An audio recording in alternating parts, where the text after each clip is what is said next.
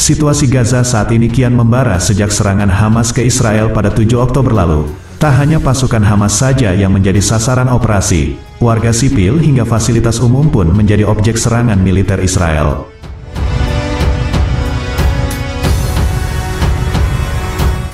Situasi Gaza saat ini kian membara sejak serangan Hamas ke Israel pada tanggal 7 Oktober tahun 2023 lalu. Israel tak henti-hentinya terus membombardir jalur Gaza tanpa kira. Bukan hanya pasukan Hamas saja yang menjadi sasaran operasi, namun warga sipil, rumah sakit, tempat ibadah, fasilitas umum yang menjadi kamp pengungsi pun menjadi objek serangan militer Israel. Terhitung hampir 5.000 warga Palestina menjadi korban kebiadaban Israel, sedangkan di pihak Israel sekitar 1.400 orang kehilangan nyawa. Dalam hukum humaniter internasional dikenal istilah indiscriminate bombardment, yang merujuk pada serangan tanpa pandang bulu dan itu ditempatkan sebagai suatu kejahatan perang. Israel tampak tengah menerapkan strategi ini dalam serangan brutalnya di jalur Gaza.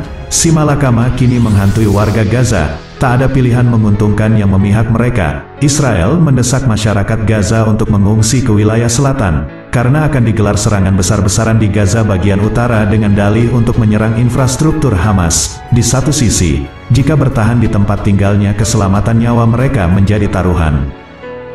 Di sisi lain, mereka khawatir jika wilayah itu mereka tinggalkan Israel bakal mencaploknya dan menghapus sama sekali Palestina dari peta dunia. Tragisnya wilayah selatan yang menjadi jalur aman sebagaimana ultimatum Israel pun ternyata tak luput dari serangan. Ini artinya, sejak awal otoritas Israel memang tidak berniat memberikan pilihan kepada rakyat Gaza.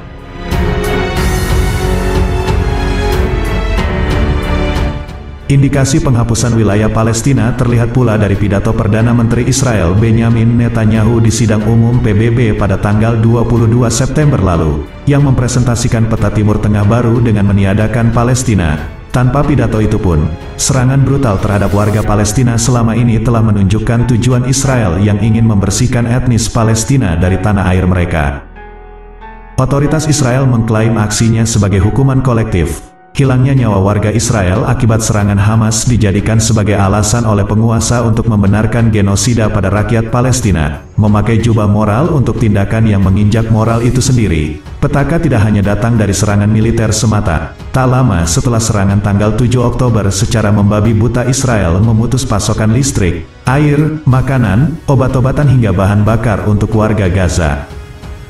Israel juga melakukan blokade total, semua gerbang perbatasan ditutup. Tidak boleh ada aktivitas keluar masuk Gaza, bahkan untuk kepentingan kemanusiaan sekalipun. Suplai bantuan yang sangat terbatas hanya bisa disalurkan dari Mesir melalui gerbang Rafah. Akses ini baru diperoleh sekitar 2 pekan pasca meletusnya perang. Itu pun setelah ada desakan internasional.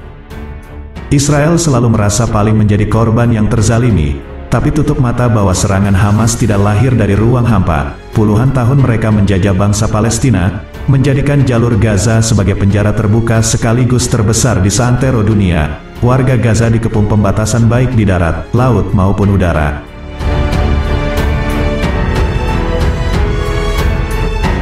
Seluruh sisi darat dikelilingi tembok setinggi 6 meter yang dipenuhi kawat berduri disertai sejumlah pos keamanan. Di beberapa titik yang dijaga ketat pasukan Israel untuk membatasi mobilitas warga Gaza. Pagar pembatas itu dibangun sejak 1994 sepanjang 60 km dan terus mengalami pemutakhiran.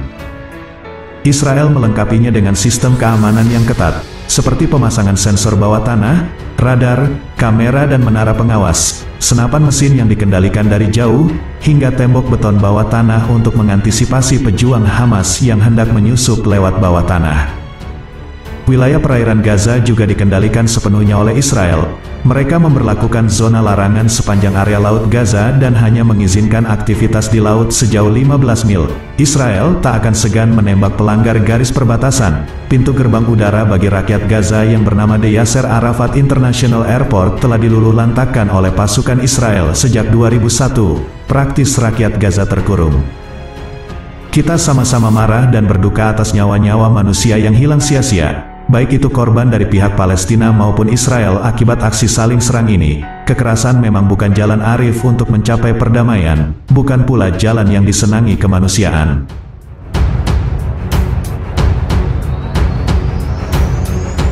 Alih-alih dipandang sebagai perjuangan atas kolonialisme Israel, perlawanan dan resistensi Palestina justru dinilai sebagai aksi terorisme oleh kebanyakan negara barat seperti Amerika, Inggris, Jerman, Prancis, demikian pula Italia. Negara-negara besar yang konon pendukung HAM itu tak pernah mengutuk kebiadaban Israel atas Palestina, membangun narasi bahwa Palestina tak berhak membela diri. Jalan buntu si malakama yang dihadapi bangsa Palestina tidak akan kunjung menemukan celah harapan jika tatanan internasional, dalam hal ini Dewan Keamanan PBB, tidak menindak tegas kepongahan dan sikap sewenang-wenang Israel atas Palestina. Sikap sesuka hati itu tentu tak lepas dari dukungan negara-negara besar. PBB tampak tak bertenaga mengatasi konflik menyejarah ini. Setumpuk aksi pelanggaran Israel terhadap hukum humaniter internasional, terhadap resolusi DKPBB, pelanggaran atas berbagai perjanjian dan konvensi, atas aturan-aturan perang seolah dibiarkan begitu saja. Israel nyaris tak pernah dituntut dan diadili di meja hijau pengadilan internasional. Selain itu, sistem hak veto dalam DKPBB perlu direformasi karena tak jarang dimanfaatkan negara-negara berkuasa untuk kepentingan mereka yang berseberangan dengan tujuan perdamaian dunia dan justru melanggengkan peperangan itu sendiri. Kemanusiaan dan perdamaian dunia harus dijadikan supremasi serta ruh dalam formula sistem hukum internasional, termasuk dalam mengambil kebijakan bagi dua bangsa ini. Untuk jangka pendek, gencatan senjata harus disegerakan guna mengedepankan jeda kemanusiaan. Bangsa Palestina terancam musnah di atas tanahnya sendiri. Israel telah secara fatal mencedai mereka.